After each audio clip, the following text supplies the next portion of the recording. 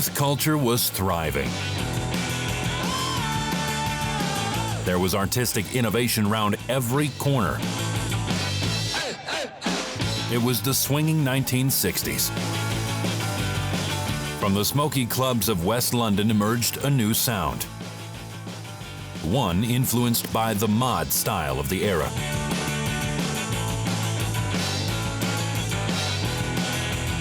Leading this sonic revolution was a young group known as The Who.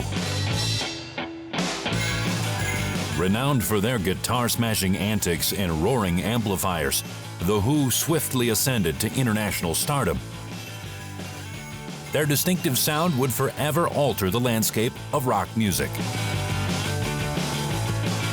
There is no act in rock and roll that's like The Who. They're a unique band. No one is like The Who. They weren't just another band. They were a full-blown revolution.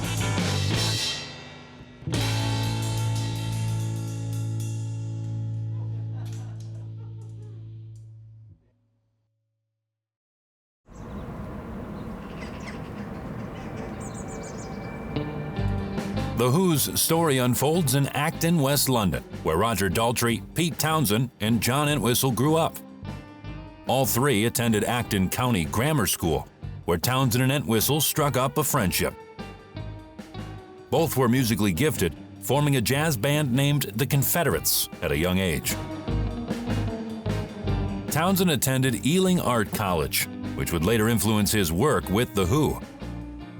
Daltrey, a year above, was expelled at 15 and started a band called the Detours, eventually leading to his meeting with Entwistle and Townshend.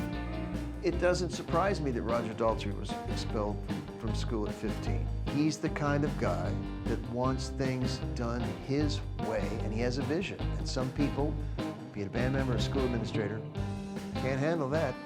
Daltrey's chance encounter with Entwistle, who was carrying a bass, led to his recruitment. And in turn, Townshend was invited to join as a guitarist. Townshend came back from art school one day and I think told Tom Wilkes and another flatmate, "I've got the name of the band, The Hair and the Who."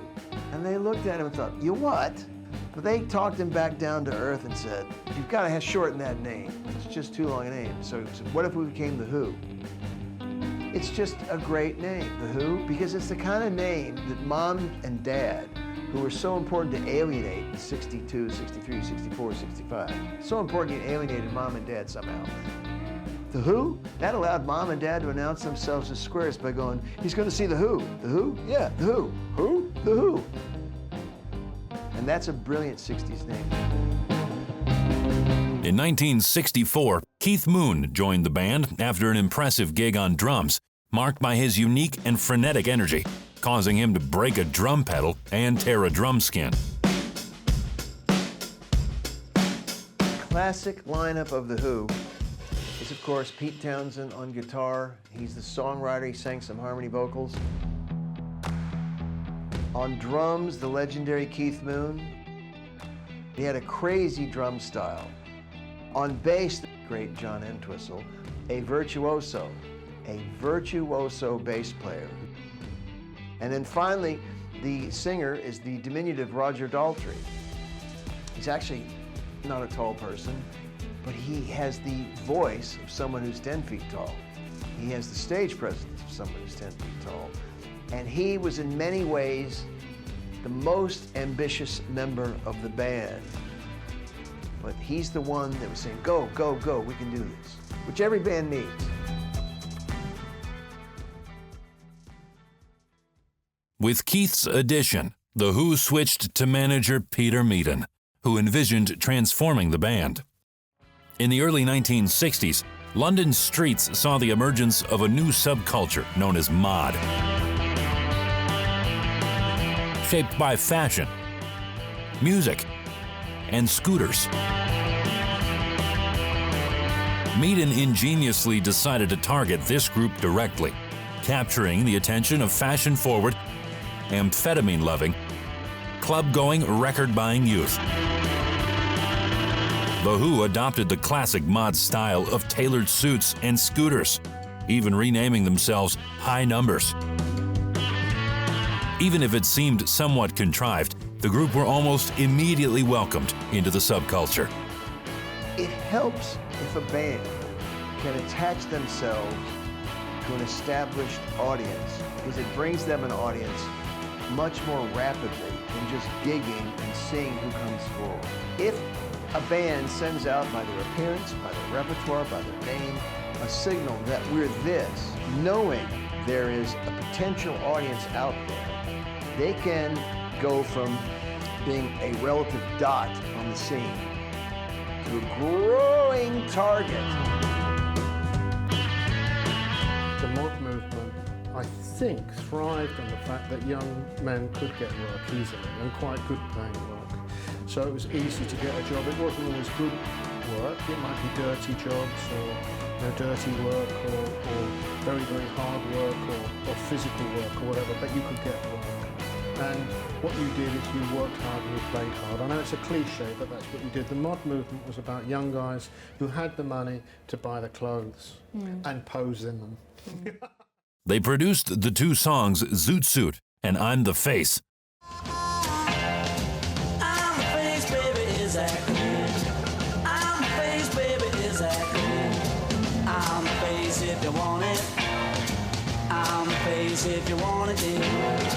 All the others are third-class tickets by me, baby, is that clear? I'm the big wheel, baby. Unfortunately, the release flopped, failing to reach the top 50. As the mod subculture flourished, it encountered a rival in the rockers, styled after 1950s American greasers, who viewed the mods as effeminate due to their tailored fashion. The two groups clashed in infamous skirmishes in England's seaside towns in the mid-1960s. But we couldn't come into the Margate end here because the rowdyism here last night. I witnessed the burning of deck chairs on the beach. Were there a lot of them? Yes, all crowds. We couldn't move. It was jammed. About 200, I should think. Why have you come down here today, then? Because all the rest of the mods have come down. Came down yesterday. The rockers are the ones that do. Were they using knives? Yeah.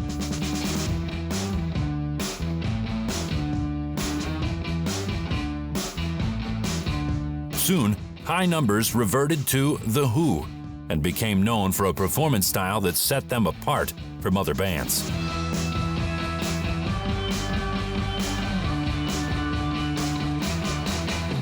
Two filmmakers called Kit Lambert and Chris Stamp would see the band performing at the Railway Hotel in Wealdstone and were eager to make a film documenting their performances. They were enamored with The Who, so much so, two guys didn't decide just to make a documentary on them. They sort of scrapped that after filming a little bit. They said, let's manage them.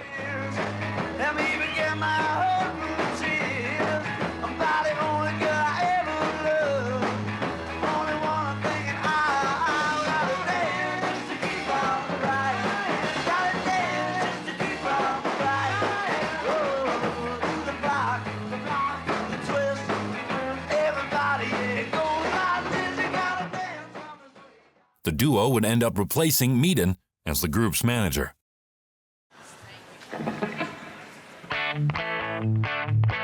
While performing at the Railway, The Who's unique performance style began to gain attention.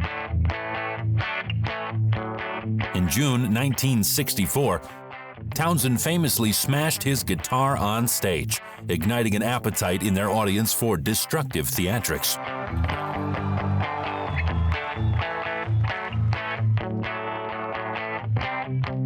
It was an accident, and the audience went crazy for Townshend hurting the guitar. So people didn't have a lot of money then, so it was incredible that the guy would smash something on purpose. So they incorporated it into the act with Daltrey swinging the microphone around as it's squealing like a lasso in a cowboy corral. And the great Keith Moon knocking over the drums and all that stuff. The Who became known for this form of autodestructive art, informed by Townshend's art school education. The art school scene is incredibly important for so many of the English rock and rollers, but no one more so than Peter Townshend. Townshend's difference is he took graphic, artistic ideas, as in easel, oils, paints, watercolors, sculpting, presentation, and brought them into the musical world of The Who. By the mid-60s, The Who's residency at the Marquee Club in Soho was growing in popularity. They released the Kinks-inspired single, I Can't Explain, which became a hit on pirate radio stations. There wasn't a lot of rock and roll on the radio. So you had these phenomenons like Radio Luxembourg. What a gas it must have been to be a DJ on Radio Luxembourg. And you've got hip, young men and women playing the greatest records of all time. And so what are the hip young people of the day looking for? They're looking for something like The Who. In 1965, they performed the song on the TV show Ready, Steady, Go.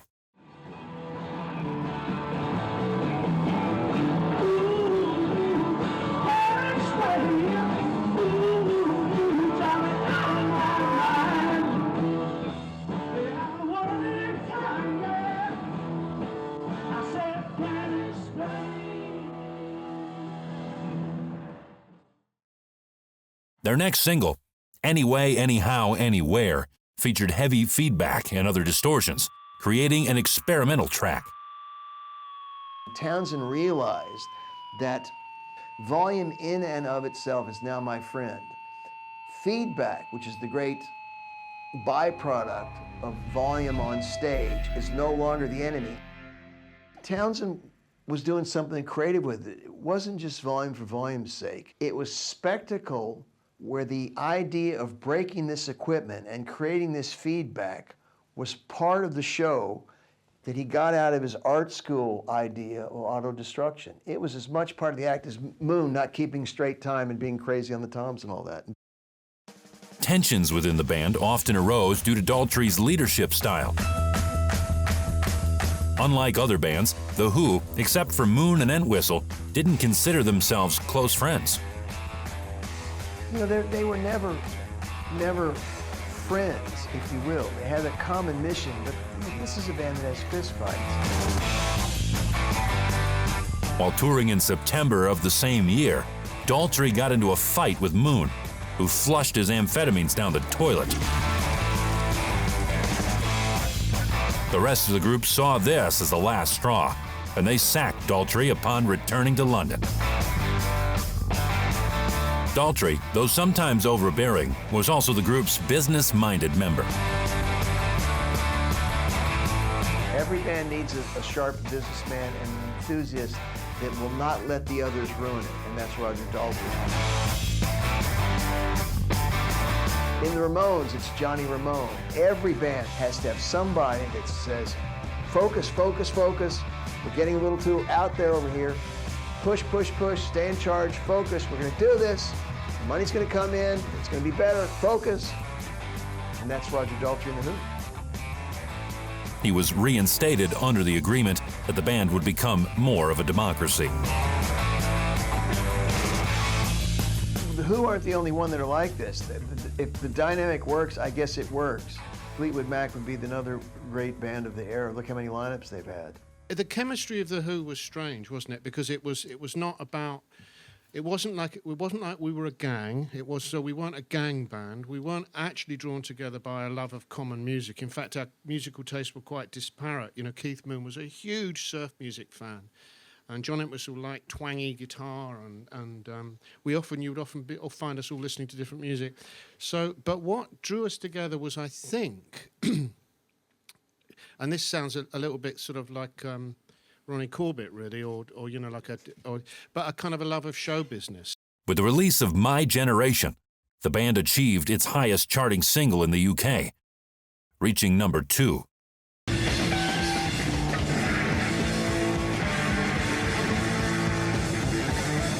Why don't you all fade away? I said, yeah, don't try and dig what we all see. Try to cause a big sensation. I'm just talking about my generation. My generation. The song's stuttered chorus mimicked Ahmad on amphetamines.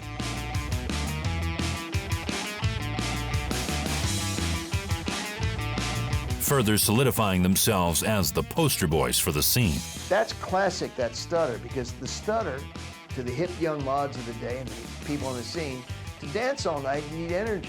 So they would take speed to keep the gang going forward.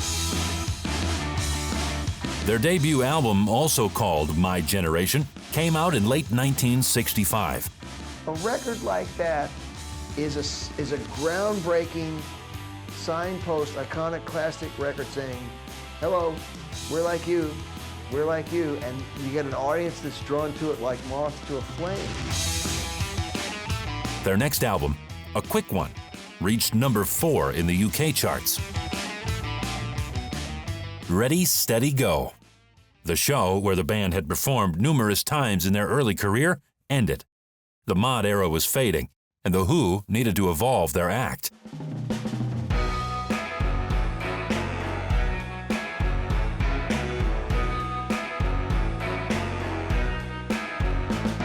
Their managers, Lambert and Stamp, realized that breaking into the U.S. market was essential.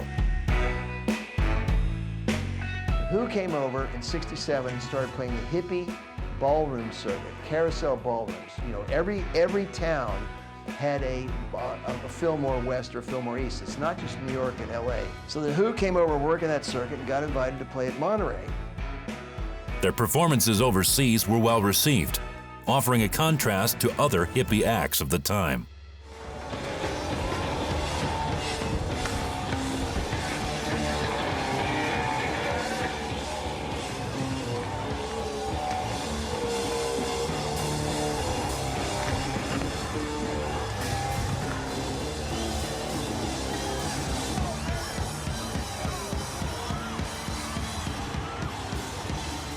Mama Cass Elliot, amongst others, said, we'd never experienced anything like that. We'd never seen somebody break their equipment. And there were those of us that thought, oh my God, they're trying to destroy the entire stage. The Who's appetite for destruction was unleashed after their performances were over. Moon would become known for wrecking hotel rooms and cherry-bombing toilets. On Moon's 21st birthday, the band caused $24,000 of damage to their hotel. On the Smothers Brothers Comedy Hour, Moon orchestrated a scheme to put explosives in his drum kit, which ended up detonating, throwing Moon off his stage and cutting his arm.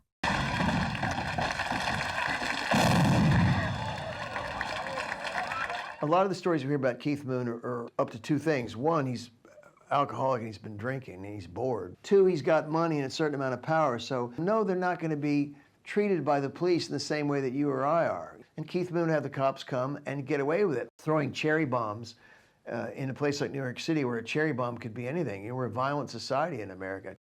Their next album, The Who Sell Out, marked the band's exploration of making a concept album. It was intercut with adverts and jingles to simulate a pirate radio station broadcast. The album would pave the way for more conceptual projects in the future. In 1968, the band began creating their album, Tommy, billed as a rock opera. Rock operas often take the form of concept albums that tell a story throughout their tracks. The Who's Tommy narrates the life story of the fictional character Tommy Walker, a deaf, dumb, and blind boy who excels at pinball. Tommy was a critical and commercial hit, turning the band members into millionaires. It later became a film and play. In 1969, The Who performed at Woodstock Festival.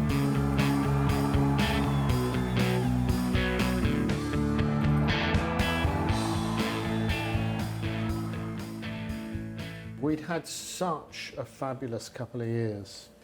With Tommy, what actually happened is that we did Tommy.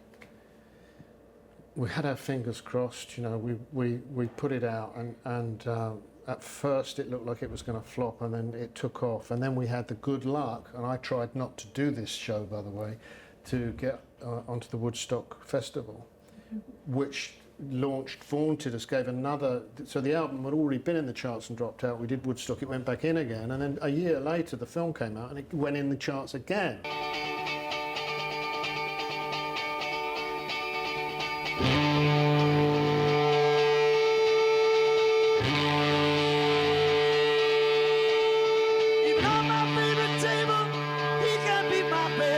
disciples lead him in, and he just does the rest. He's got crazy flipping fingers, never seen him fall. That deaf, dumb, and black kid sure plays to me pinball. This new era of The Who saw a departure from their mod roots.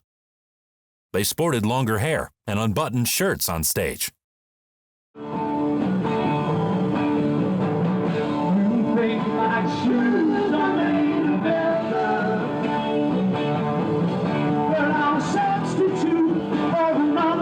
They followed Woodstock with the Isle of Wight Festival. By the turn of the decade, The Who was considered one of the world's top rock bands.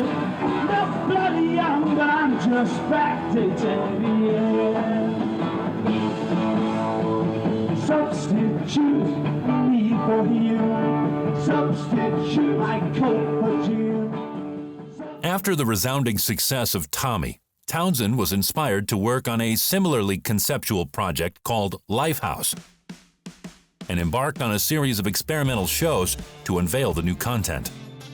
Well, the Lifehouse project by Peter Townshend was sort of a logical, illogical follow-up to Tommy. It was another one of his sort of rock operas, but even sort of more grandiose. He had this almost indecipherable, inexplicable idea. The reason I can't really articulate it better is I've read innumerable Pete Townshend articles on Lifehouse, being a mega Who fan, and he's never articulated it quite well. You can't quite get what he's going at. So Daltrey, being a pragmatic guy, and Entwistle being a bit of a cynic, pulled him aside and said, this project isn't really going anywhere.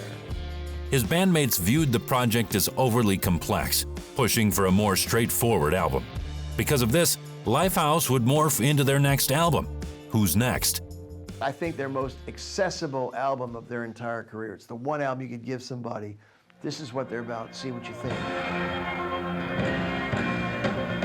The album is noted for its early use of synthesizers in rock, with tracks like Baba O'Reilly becoming staples in a The Who set.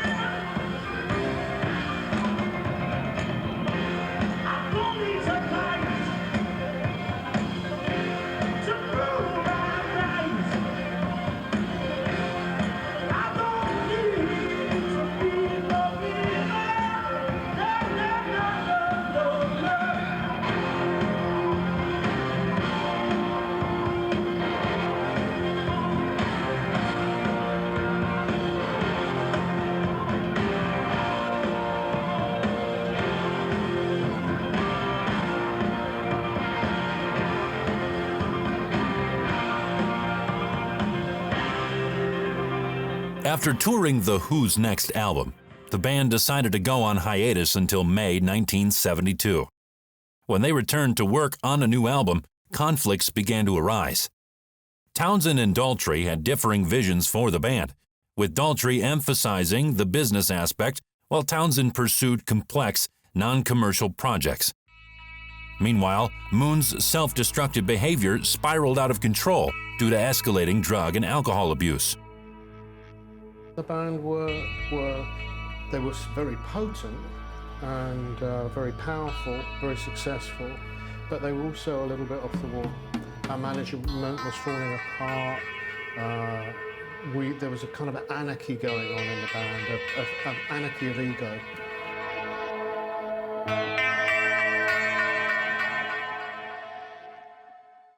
The band started working on their next album, Quadrophenia, the following year. This album served as an homage to the mod subculture, narrating the story of a young man named Jimmy, deeply entrenched in this world. Jimmy in Quadrophenia, his story is that he loses everything. He loses his religion, he loses his mother, he loses his father, he loses his best friend, he loses any possibility of getting the girl that he's fallen in love with when he was a boy. He loses his band, he loses the mods, and finally he loses his hero, who is not one of the Who, but the Ace Face, who ends up working as a bellboy down in Brighton. So he loses everything, and that's really what the story is about.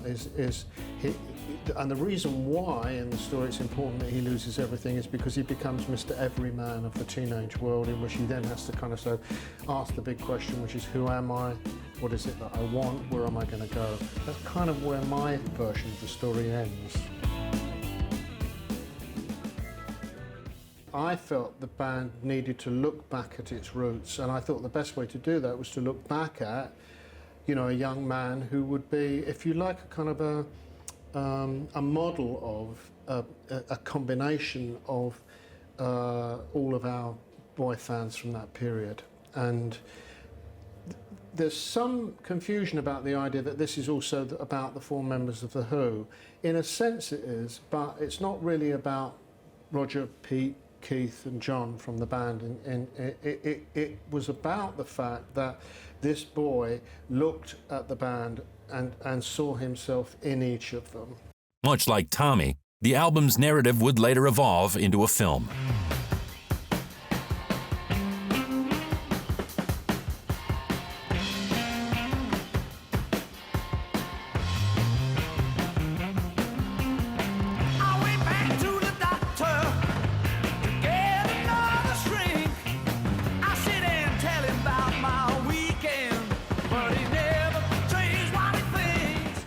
It landed in this as the most successful, simple rock opera that I've ever kind of come up against. You know, young mod guy, has a bad day, ends up on a rock in the rain. You know, that's it. Yeah. But produced all this lovely music, and I'm really proud of the songs I wrote. Quadrophenia was really great. It reflected upon The Who as what they were and what they'd lost. They were no longer mods. They were superstars. They were rock gods. Tensions between Townshend and Daltrey persisted during the creation of their next album, The Who by Numbers. The Who by Numbers is an interesting album. By this time, they were growing apart. The Who by Numbers, they couldn't even get together for a proper photo shoot for the front cover. Their disagreements continued as they prepared for the album's tour in 1976. Around 1976, The Who had done so much work in North America that pretty much frazzled. You know, they were really on the road a lot. And they started to go their separate ways after every gig, which is a bad sign for any band. Everyone goes, and they only come back for sound check. This is not good. It's understandable, but it's not good. Keith Moon's health deteriorated, and it became increasingly apparent that he would be unable to perform live. In 1978, they recorded Who Are You?, during which Moon's performance notably suffered. It's very difficult for any of us to handle that level of fame and success. Any of us. Moon, of course, spent money was like water coming out of the tap. As long as that water's flowing out, hey, let's spend it. You know, let it go down the drain. There's not much sadder than watching an actor or an athlete or a musical act of whatever sort, solo or a group, what have you, trying to relive their youth over and over again, trying to squeeze back into the leather trousers one more time. Tragedy struck after a gathering at one of Paul McCartney's parties when Moon ingested 32 pills meant to combat his alcoholism. Tragically, this combination of alcohol and medication proved fatal, and Keith Moon was found dead the following day.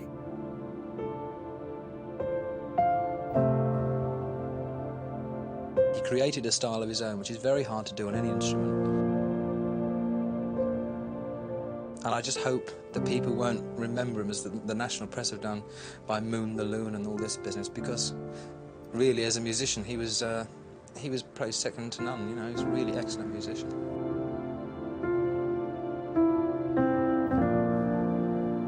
I don't think The Who were ever the same after Keith Moon died. The original lineup of The Who are unimitatable. You cannot imitate, you cannot capture the early Who.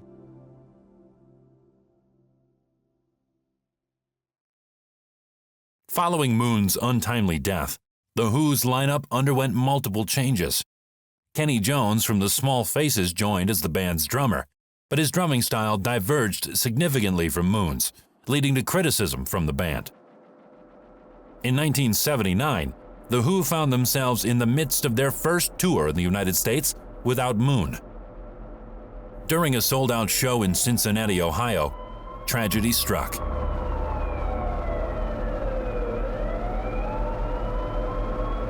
From early on in the day, a crowd began to form outside the venue.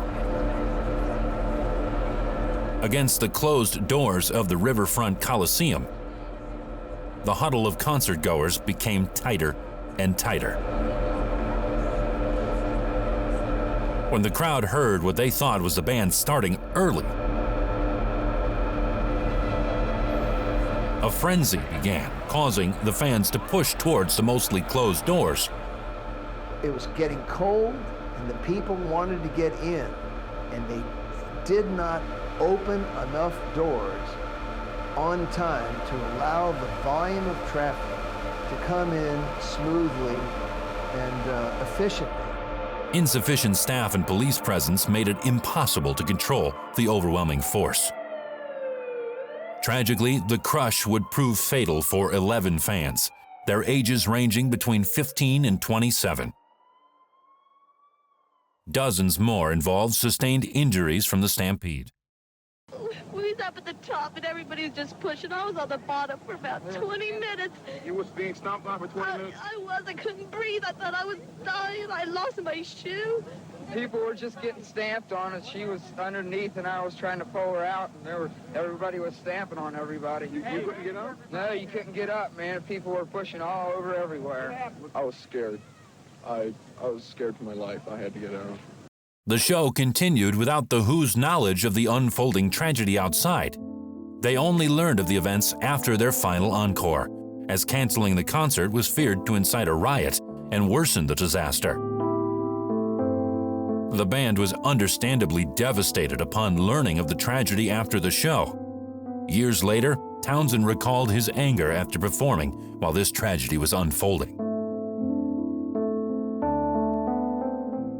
The group would release 2 albums with Kenny Jones before embarking on a farewell tour ending in 1982. I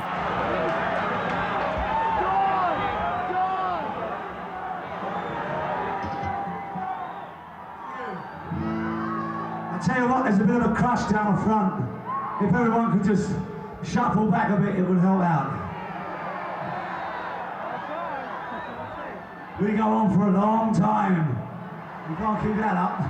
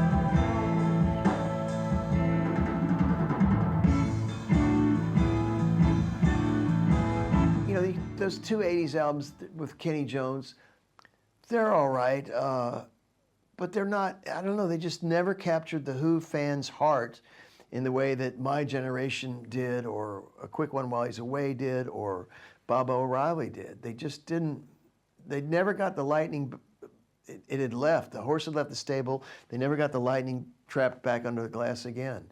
The following year, Townshend announced at a press conference that he was leaving The Who, essentially ending the band in its current form.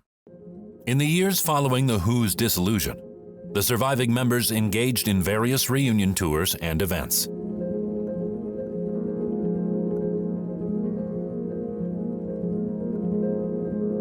In 2002, a day before embarking on a U.S. tour, Entwistle was found dead of a heart attack at the age of 57. I miss him really terribly, and just miss his demeanour, and he had this way of smoking a cigarette, and drinking a drink with his finger out like that. And if you asked him a really hard question, you say, "So John, should we do one of your songs on this tour?" And he kind of go,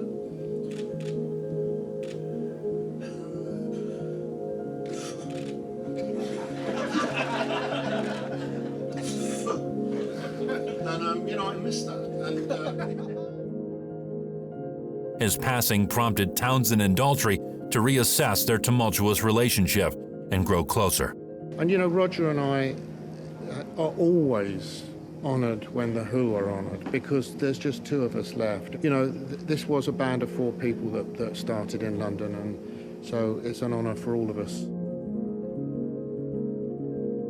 And I think being, stratified to some extent by losing Keith Moon and losing John Entwistle relatively recently in John's case, we know it's just, we have each other, and we're supported by great musicians, and we're very, very lucky. We go back to school together, so it's great to still have that friendship and that relationship. I don't know that I know anybody that well that from those days. There's a few people that I know from art school that I still know and see occasionally, but when you have friends that go back when you're 60 and you have friends that go back 45 years, that's very cool, and because we've been through so much together. The Who has been a major influence on subsequent musicians and bands, transforming rock music and inspiring groups like AC/DC and Guns N' Roses. Their music has transcended genres, attracting a diverse fan base over the years. Looking back at Who's catalog, there's an element of the importance and the beauty of youth, and how glorious it is to be young and how frustrating it is to be young. Over and over again, Townshend sings about communication and young people and their frustrations and their desires, and how important that is, and how those young people's desires and frustrations formulate what they become later on in adulthood. You want peace and love, you want romantic ballads. That's not The Who. The Who are more frustratingly philosophical about what life can be. The mod thing about clean living under difficult circumstances, that phrase, clean living under difficult circumstances, is the mod answer to. We will be of low income, we will be low on the totem pole of British society, but we will nonetheless look sharp, we will nonetheless know all the new dances, we will have scooters that are pristine without a speck of dirt on them, even though they're riding on the stinky streets of London. We will do this, we will do that. And I think that's The Who's legacy. No matter how dark it is or who you are, you can still, as it were, fight the power and be somebody. That's why The Who has that aggression and that anger in their music. They're upset that they were dealt this hand, this poker hand to start life with. And they will not go down easily. Their legacy is, we will live cleanly under difficult circumstances.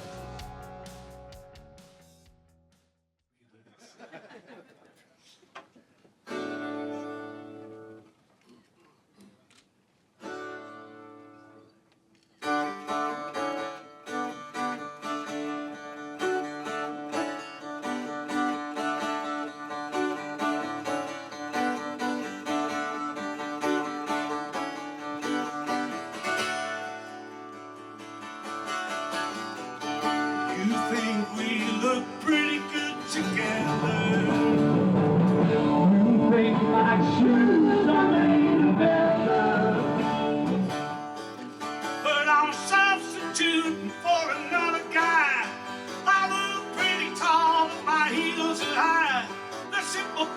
see it all complicated. I'm pretty young, but I'm just back to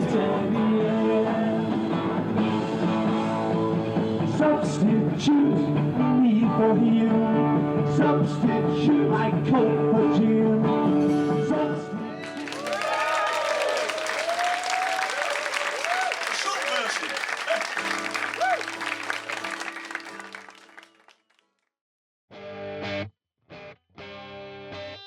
In rock history, few bands have encapsulated the spirit of youth like The Who.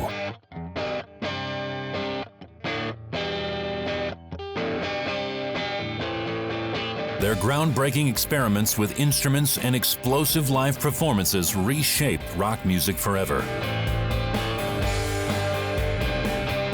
From their early days amid the mod and rocker subcultures in London to their epic conceptual rock operas, The Who consistently demonstrated unparalleled innovation. They've inspired generation after generation to rebel, unite, and rock out.